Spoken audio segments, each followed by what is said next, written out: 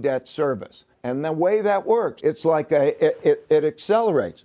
We are at the point of that acceleration. Okay, welcome back everyone. First of all, I hope you watched part 1 because it provides some really important context here.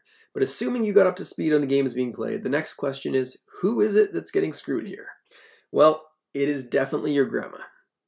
Her investment advisor, frankly, has a regulatory requirement to put her in something that's broadly suitable for her. And she's old and she can't take a lot of risk, and so he or she, the advisor, pretty much has to put her in bonds. They're covering their butts. They frankly don't have much of a choice here, and she doesn't know better. So what's happening here? She's taking her $1 million nest egg. She's buying a portfolio of largely bonds, government bonds, for adequate safety. The best case pay 4% on average, across the maturities that she holds, best case.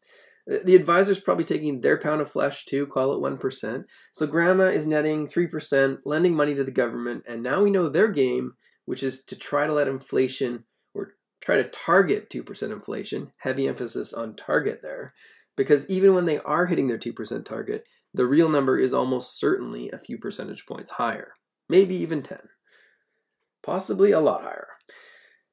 Especially when they're getting it wrong like recently, and inflation has been way outside the 2% target, real inflation, that is.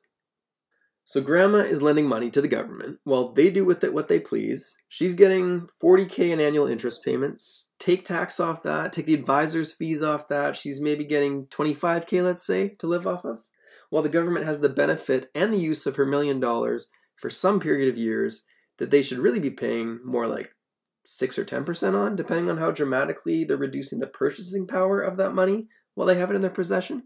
So essentially, she gets a few pennies, off of her $1 million to live off, while the cost of everything rises on her. And when she gets that money back, it's not really worth $1 million anymore. Put another way, her $1 million doesn't have $1 million worth of buying power anymore, or she can't buy $1 million worth of stuff. It buys more like $600K worth of stuff. So put generously, she's going backwards at a nice clip on the real money that she's lent, while the government quietly pulls the wool over her eyes, and her investment advisor collects, a quarter of the income too for their hard work, right? So lovely, right? So the worst part of this is that with the current numbers, call it even 4%, which I think is generous. That's basically a dream come true compared to a few years ago when the 10-year government bond was literally yielding nothing, like no interest. You give me your money, I pay you nothing, you're welcome. So grandma was lending the government her money out of the goodness of her heart while they actively worked to devalue it by printing money, diluting the worth of each previously existing dollar in circulation, and giving her back a few $100,000 less in effective buying power. So that makes the current situation look pretty good. So once again, we've established the bonds are a mug's game, grandma is getting screwed, and we still haven't got to what you should do about it. So let's tackle that next, and especially on this next episode, please remember this is not investment advice. When I was in a position of having to give advice in this sort of situation, let's just say it was no fun. There's really no half-decent solution for grandma. It was beyond frustrating, but assuming you aren't grandma, there are some important takeaways here, so let's get into that next.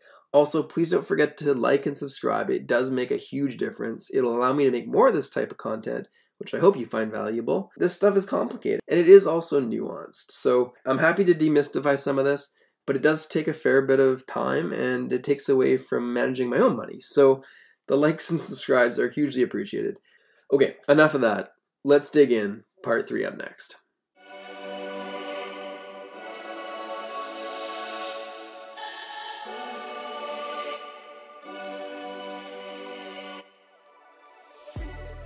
We are at a point in which we are borrowing money to pay debt service.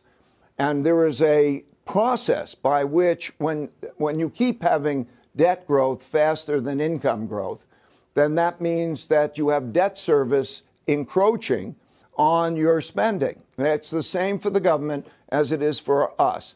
And as that happens, and you want to keep spending at the same level, there is the need to get more and more into debt. And the way that works, it's like it accelerates.